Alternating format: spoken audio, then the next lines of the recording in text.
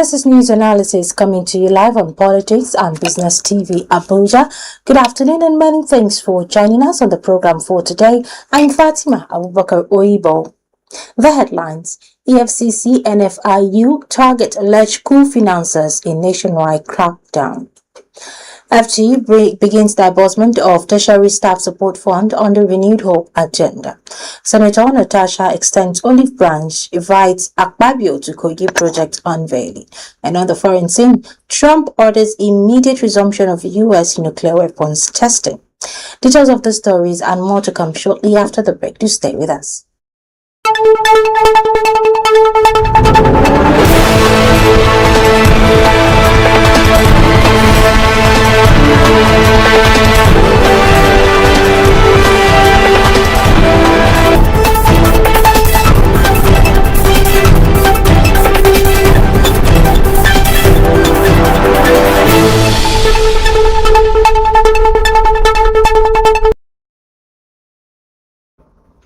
Welcome back, and now the news in details. In a sweeping move to safeguard national security, Nigeria's Economic and Financial Crimes Commission (EFCC) and the Nigerian Financial Intelligence Unit NFIU have joined forces with military investigators to trace financial flows linked to an alleged coup plot against President Bola Tinubu's administration. Security sources confirmed that forensic audits are underway on the bank accounts of both military personnel and civilians suspected of financing the failed attempt. Authorities have reportedly frozen several accounts as part of the probe, with investigators analyzing deposit withdrawals and transaction patterns to uncover the full scope of the conspiracy. The crackdown marks a significant escalation in efforts to dismantle threats to democratic governance, as EFCC and NFIU deploy advanced financial tracking tools to expose illicit funding networks. While officials remain tight-lipped on the identities of those involved, sources close to the investigation describe the operation as standard procedure in cases of national security breaches. The 45 billion naira financial trail under scrutiny underscores the seriousness of the allegations, with implications that could reverberate across Nigeria's political and military landscape.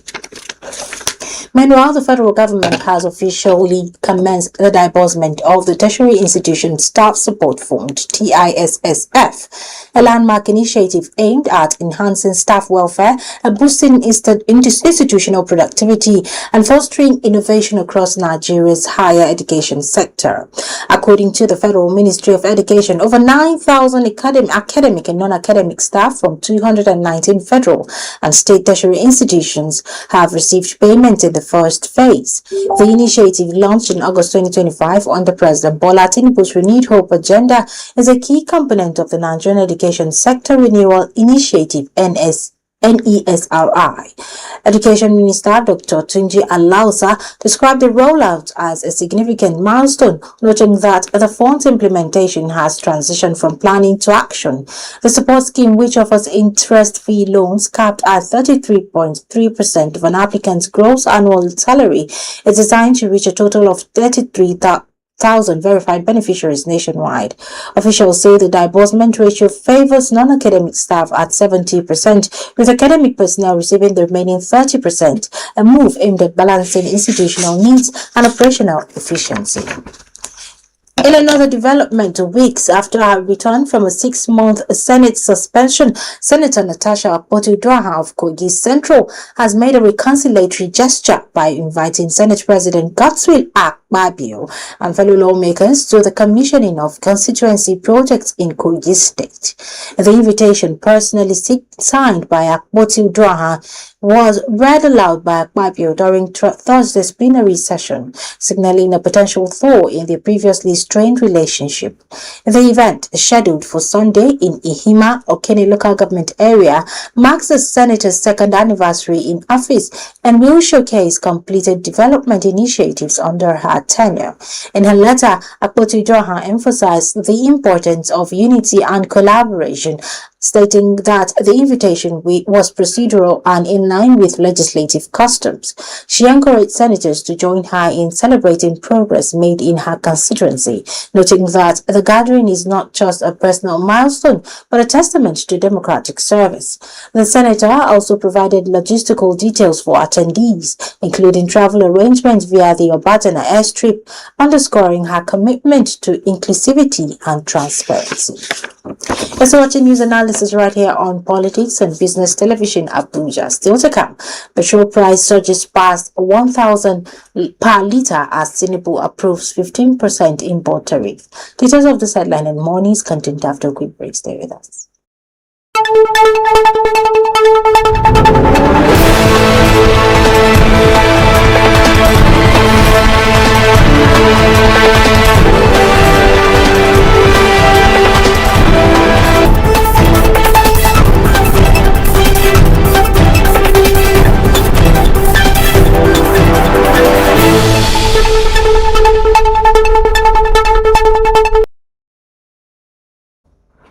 Welcome back. Now let's move on to business matters. Nigerians are bracing for a fresh wave of fuel price hikes as the pump price of petrol crosses the 1,000 naira per litre mark, following President Bola Tinubu's approval of a 15% and ad valorem import tariff on fuel import. The directive, issued through a presidential letter dated October 21st, is part of the administration's strategy to protect domestic refineries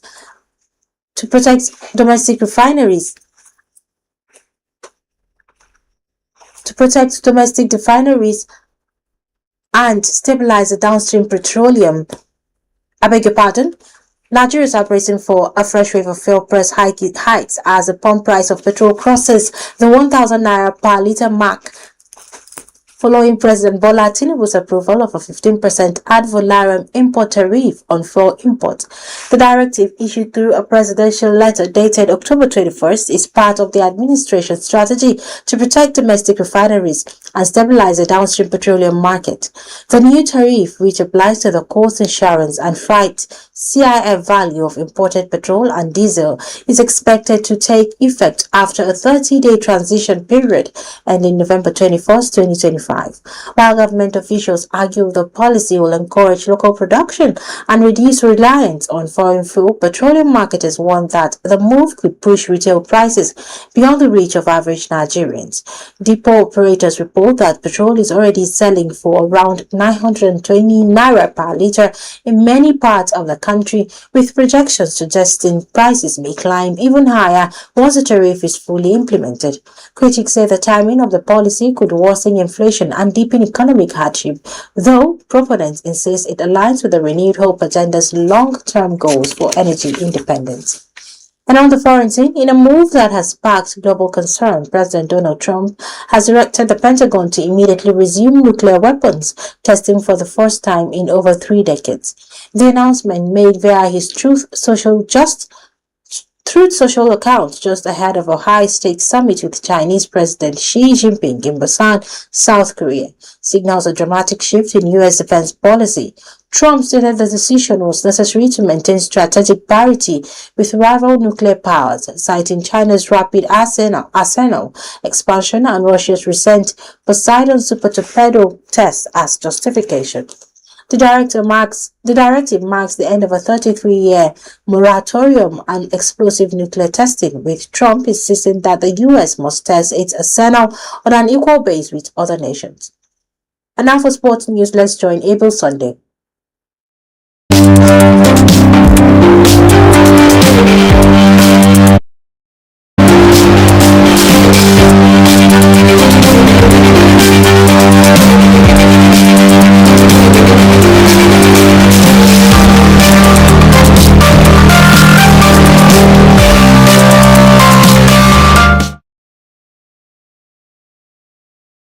Good day, I'm Eva Sunday and this is your P&B Sport News Update. In Ogun State, tension continues as partners are demanding payment of over 400 million naira owed to them from their performances at the National Sport Festival. Over to CAF CAF has confirmed that the African qualifiers for the 2026 FIFA World Cup Intercontinental Playoffs will be held in Rabat, Morocco from November 13th to 16th, 2025. Participating teams include Nigeria, Morocco, DR Congo, and Gabon. Then in Senegal, the country's top football division, League One, is now officially listed on transfer market, making it the 11th African league to feature on the global football database. And in England, Liverpool have crashed out of the League Cup after a 3-0 defeat to Crystal Palace at Anfield, a result that adds to the pressure on the Reds' recent forms. That's your P&B Sport News up about Sunday.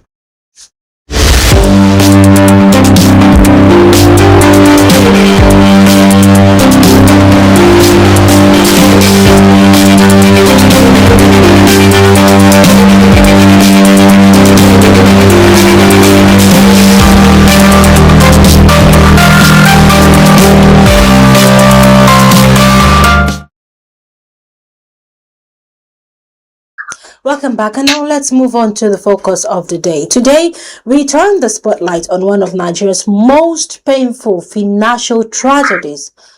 316 billion naira lost to Ponzi schemes. The Securities and Exchange Commission says greed and ignorance are driving the wave. Yet, for millions of Nigerians, this isn't just a story of greed, it's a story of desperation. When people sell homes, cars, or life savings just to invest in what turns out to be a scam, it's more than a financial issue, it's a national crisis.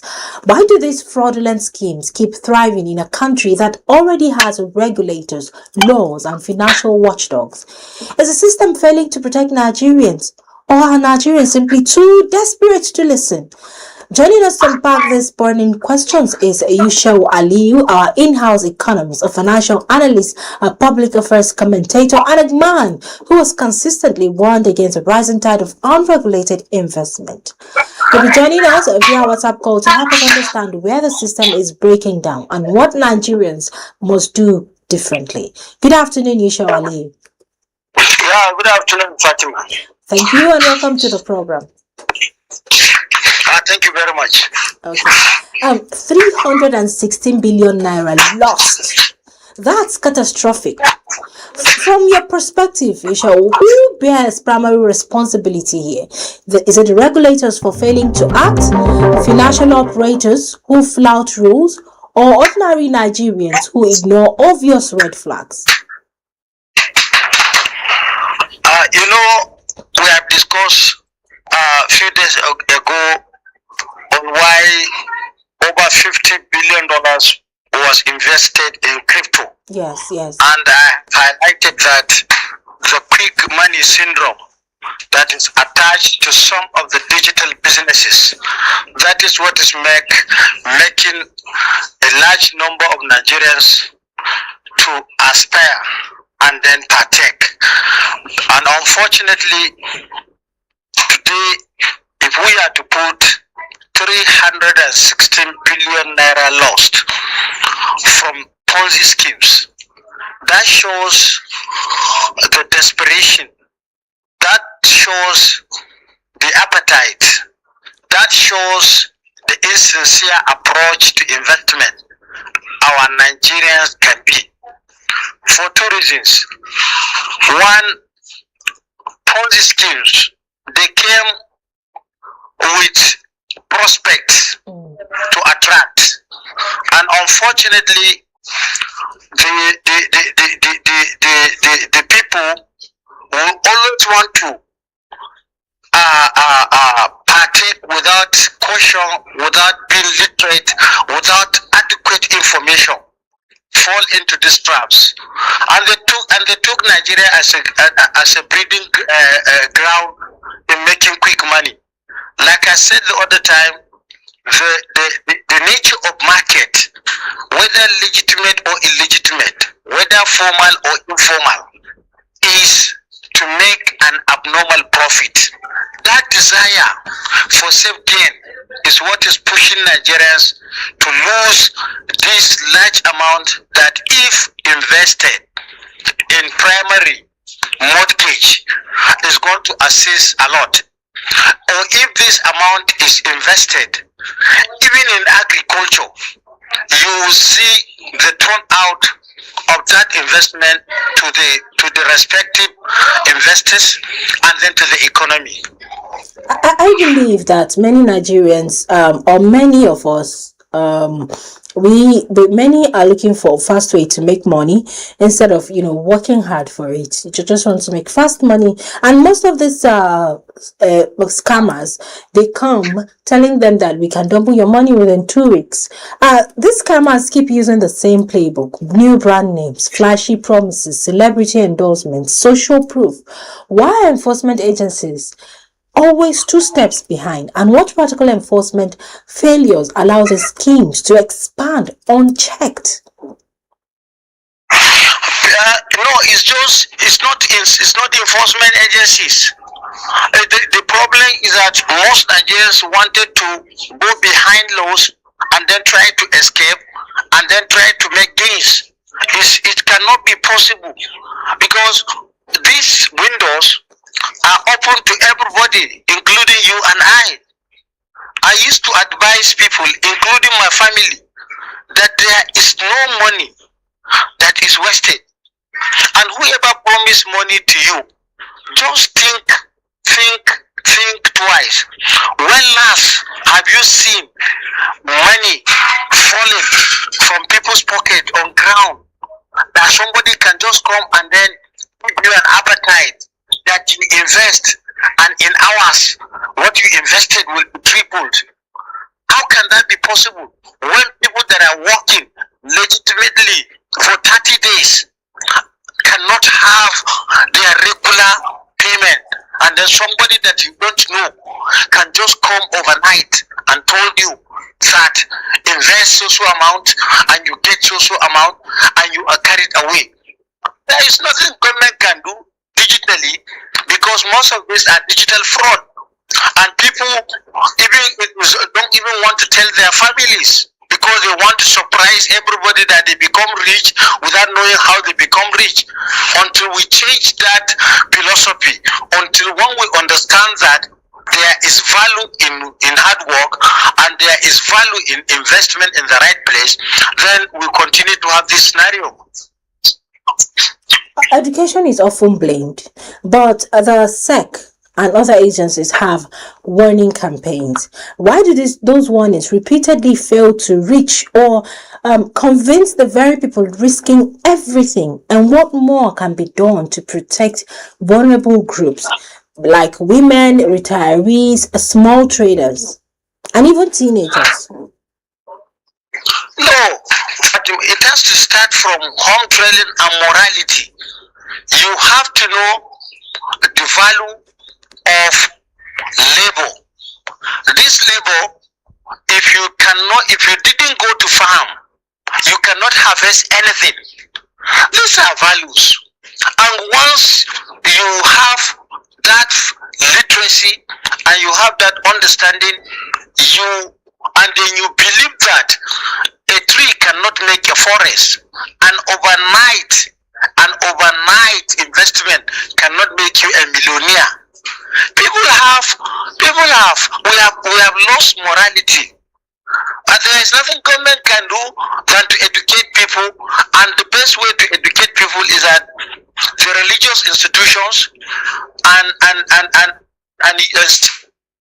civil society must assist in informing people to stop patronizing any investment that you don't know who are behind it. It has happened to many, and unfortunately even the literate ones. I have seen many people who are enlightened enough in their offices, and when they are calling my attention to be part, please, these are schemes. I want you to be part of my blockchain. I say, look, that is not how you make money. You get money out of investment, and you get investment out of productivity. I disagree. And when I'm talking, they'll say this your economy is taking you somewhere. You are not current. I say let me not be current, because the issue is not that people are not educated. The issue is that people have longer thought. People want to have comfort without putting any investment. And that if we cannot change to that and believe that, it's better you invest in selling pure water. Over time, you now go to bottled water. Over time, you now go to soft drink. Over time, you have a small, medium enterprise that you can be making production and earning profit. In fact, let me be precise, categorical. Like I told you that myself in my Politics and Business Television, we discuss the cryptocurrency.